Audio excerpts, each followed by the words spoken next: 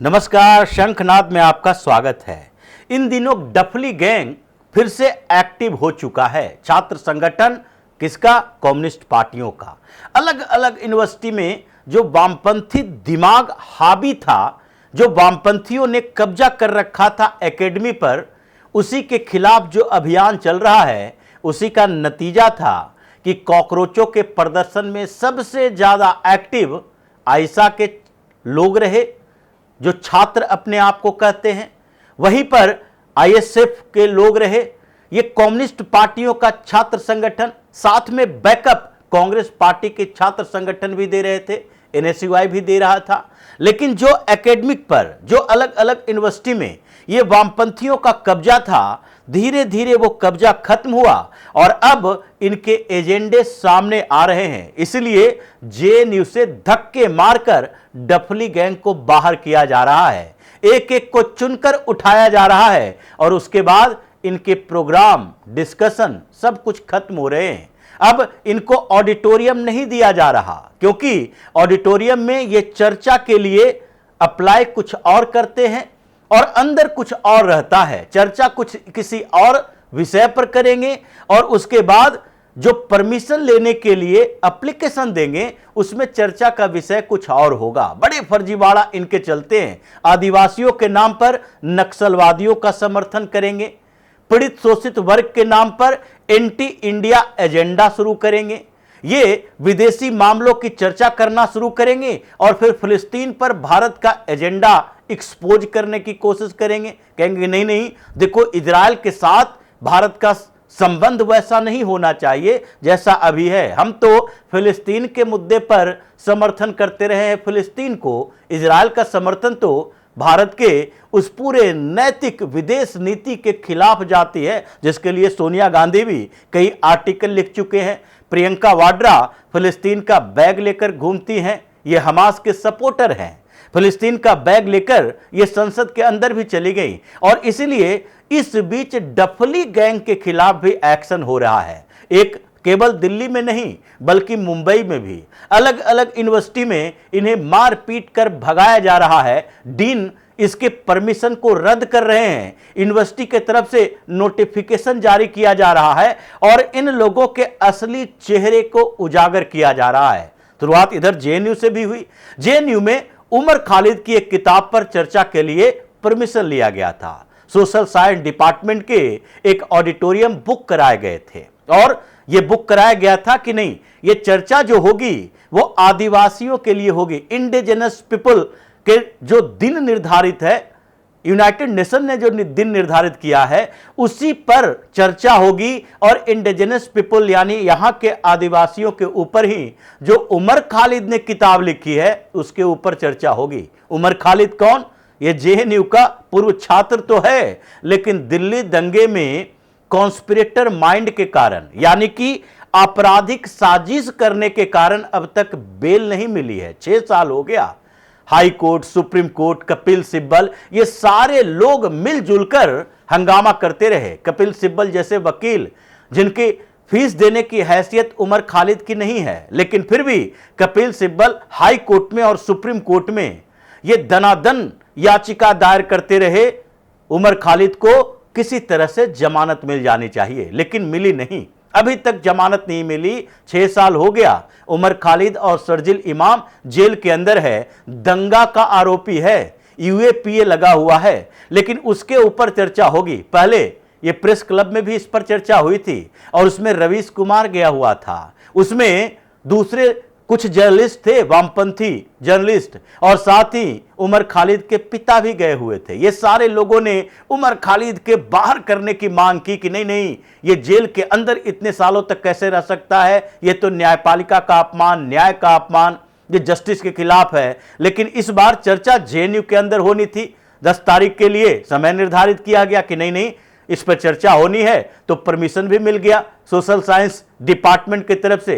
जो वहां एक प्रोफेसर हैं, उन्होंने इसके लिए इनिशिएटिव लिया और चर्चा के लिए इनको समय निर्धारित कर दिया गया कि 3 बजे से 5 बजे तक आप चर्चा कर सकते हैं और परमिशन भी मिल गया। लेकिन एक दिन के अंदर ही, ये 10 तारीख से पहले एक दिन के अंदर ही जब सारी चर्चाएं मीडिया में भी हुई, जेएनयू में इस उमर खालिद की किताब पर चर्चा हो रही है, यहां तक कि कई अखबारों में आर्टिकल लिखे गए कि वो लिखने के लिए तो स्वतंत्र हैं, उनकी आवाज तो स्वतंत्र है। ये किसकी बात है? उमर खालिद की। उमर खालिद की आवाज तो स्वतंत्र है, लेकिन वो स्वतंत्र नहीं है, वो जेल के अंदर है 6 साल से।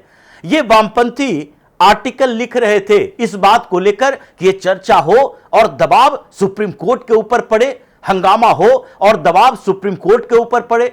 जब सरकार हंगामे के दबाव में आ जाती है, सुप्रीम कोर्ट में भी दबाव में आ जाते हैं। जज भी कभी कभी ये सोचने पर मजबूर हो जाते हैं कि देखो बाहर में इसको लेकर जो टीका टिप्पणी चल रही है उससे हमारी बदनामी ना हो, इसलिए हमें इनकी जमानत मंजूर कर देनी चाहिए। ये चेहरा देखकर जमानत देने वाले यानी फेस वेल की परंपरा चली है। अरविंद केजरीवाल के खिलाफ ऐसा ही हुआ था। जमानत देने के लिए इन लोगों ने लेवल प्लेइंग फील्ड की बात की थी। खैर, ये सुप्रीम कोर्ट, हाई कोर्ट से इनकी जमानत तो कैंसिल हो गई। अब डफली गैंग वाले जो जेएनयू में अभी कब्जा करके बैठे हुए हैं, जेएनयू स्टूडेंट यूनियन के अंदर, तो इन लोगों ने परमिशन ले ली, लेकिन जैसे ही पता चला परमिशन का आधार क्या है, इसमें स्पीकर कौन कौन है और स्पीकर का बैकग्राउंड क्या है, यह चर्चा करना किस बात पर चाहता है, आदिवासियों के ऊपर या उमर खालिद के ऊपर, इसलिए जैसे ही पता चला परमिशन कैंसिल।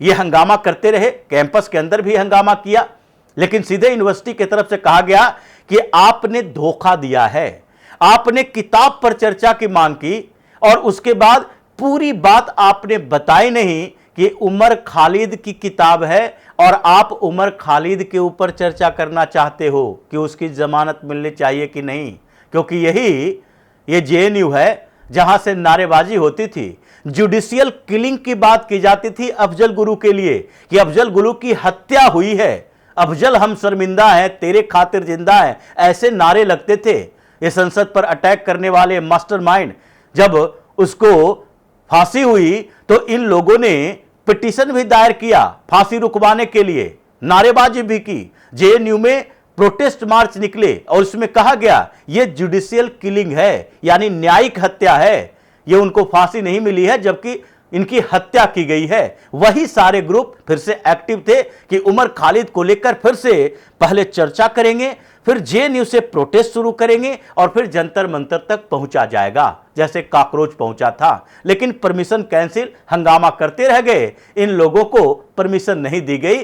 जेएनयू से वामपंथियों को धीरे धीरे आउट किया जा रहा है, क्योंकि पहले क्या था, इस पूरे यूनिवर्सिटी के ऊपर चाहे डीन हो या वाइस चांसलर हो या फिर अलग अलग संगठन में बैठे लोग हों या फिर जुंटा हो यानी कि प्रोफेसर का यूनियन हो, ये सारे जगहों पर वामपंथियों का कब्जा था। इसी बात को लेकर ये धर्मेंद्र प्रधान से भी नाराज चल रहे थे कि जितने यूनिवर्सिटी में वामपंथियों का कब्जा था, धीरे धीरे वो कब्जा खत्म हो रहा है। वैसे प्रोफेसर को प्रमोट किया जा रहा है, वैसे वाइस चांसलर नियुक्त किए जा रहे हैं जो कि इस बैकग्राउंड के नहीं है, निष्पक्ष तरीके से काम करते रहे हैं और इसलिए इनको लगा कि हमारा तो पूरा एजेंडा ही एक्सपोज हो रहा है। तो अभी डफली गैंग को जेएनयू से बाहर करने का रास्ता दिखाया जा रहा है और यह कुछ समय के लिए नहीं है, यह लंबी प्लानिंग है। धीरे धीरे ये जो इन लोगों ने पहले से ही एडमिशन के समय से ही, टेस्ट के बाद इंटरव्यू के समय से ही एक पूरी व्यवस्था बना ली थी कि उसी विचारधारा के लोगों को लाना है और अगर ये पीजी के कोर्सेस में आते हैं उनके दिमाग को ऐसे बदलो कि अगर नहीं भी है तो वो वामपंथी बन जाएगा। भ्रमित करने वाले ये इन लोगों ने एजेंडा जो तैयार किया था उसे भी ध्वस्त किया जा रहा है। लेकिन केवल यही की बात नहीं है, अलग अलग यूनिवर्सिटी में ऐसा चल रहा है। एक मुंबई में भी बड़ी यूनिवर्सिटी है जो वामपंथियों के लिए पाठशाला ये काम करता रहा है। वहां से निकलने वाले बहुत सारे पत्रकार भी हैं। TISS, Tata institute of social science, जहां पर पिछले दिनों यह चल रहा था हंगामा कि देखो कैसे लफ्ज जिहाद वहां पर चलते हैं, वामपंथी एजेंडे चलते हैं, देश विरोधी नारे लगाए जाते हैं, वहां भी ऐसा ही देखने को मिला। यूनिवर्सिटी अब बदल रही है, यूनिवर्सिटी बदनाम हुई तो इन लोगों ने वामपंथियों को बाहर करने का रास्ता दिखाना शुरू कर दिया। एक पूर्व छात्र ने वहां पर फिर से एक प्रोग्राम करने की इजाजत मांगी थी और इजाजत नहीं मिली तो बिना इजाजत का ही प्रोग्राम कर दिया था। और वो प्रोग्राम किसके खिलाफ? ये सरकार के खिलाफ। जी साईं बाबा जो दिल्ली का प्रोफेसर हुआ करता था और जिसकी भूमिका किस बात के लिए थी, ये लंबे समय तक जेल किस में रहा?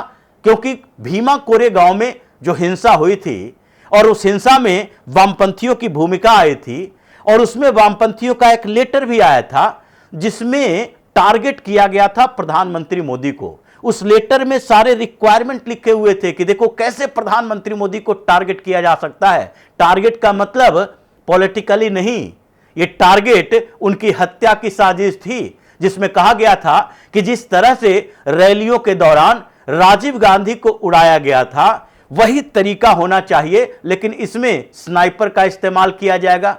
किस देश से स्नाइपर गन लाए जाएंगे इसकी भी चर्चा की गई थी। उस लेटर में लिखा गया था कहां से स्नाइपर गन लाएंगे, कहां से स्नाइपर लाएंगे और कैसे रैलियों के बीच में प्रधानमंत्री मोदी की हत्या की जाएगी और उसके लिए नक्सलवादियों का सपोर्ट। ये लेटर जब मिला एनआई को तो उसके बाद एनआईए ने ही इसका इन्वेस्टिगेशन किया, जिसमें ये साईं बाबा जेल के अंदर रहा था। उसकी मौत हो गई और मौत के बाद अभी उसकी बरसी मनाने के लिए ये लोग टिस का इस्तेमाल कर रहे थे। 9 लोगों को गिरफ्तार किया गया है। एक गिरफ्तारी एक पूर्व छात्र की हुई जो हंगामा क्रिएट करने की कोशिश कर रहा था। यानी कि दिल्ली हो, मुंबई हो, भोपाल हो, हैदराबाद हो या केरल के यूनिवर्सिटी हो या तमिलनाडु का यूनिवर्सिटी हो, हर जगह पर अब इन डफली गैंग के खिलाफ जिस तरीके से एक्शन चल रहे हैं, लगता है ये वामपंथियों का किला अब धीरे धीरे ध्वस्त होगा। क्योंकि सरकार को जो इनपुट मिले हैं और जिस तरह के अमित शाह अभी एग्रेसिव मोड में हैं, लगता नहीं है कि इन लोगों ने जैसे देश में अराजकता पैदा करने के लिए नक्सलवाद से मुक्ति तो अमित शाह ने दिलवा दी, लेकिन ये डफली गैंग जो डफली बजाता हुआ इधर उधर सरकार नहीं बल्कि देश विरोधी नारेबाजी करता है, इसके खात्मे का प्लान भी है। और अगर ऐसे प्रोटेस्ट में शामिल पाए गए, ऐसे हंगामा करते हुए शामिल पाए गए तो उसके बाद यूनिवर्सिटी से आपकी विदाई होगी, ऐसा सर्कुलेशन जारी किया जा रहा है अलग अलग यूनिवर्सिटी में। यहां तक कि जामिया मिलिया इस्लामिया जो दिल्ली में अल्पसंख्यक इंस्टीट्यूट है, वहां पर हमेशा इन्हीं लोगों का कब्जा रहा है।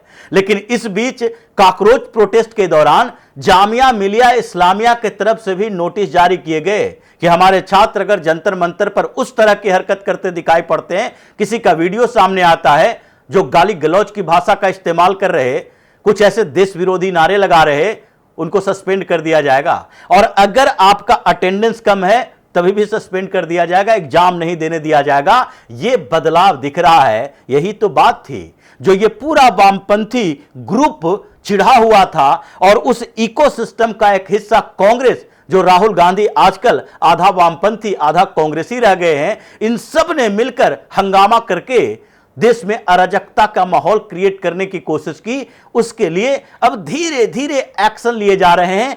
एक एक ग्रुप को तोड़ा जा रहा है, जिसमें सबसे पहले नंबर अब डफली गैंग का आ रहा है। तो इसी तरह की खबरों के साथ फिर से हाजिर होंगे। तब तक के लिए बने रहिए हमारे साथ और देते रहिए हमें सहयोग, ताकि इसी तरह की खबर हम आपके लाते रहें। धन्यवाद।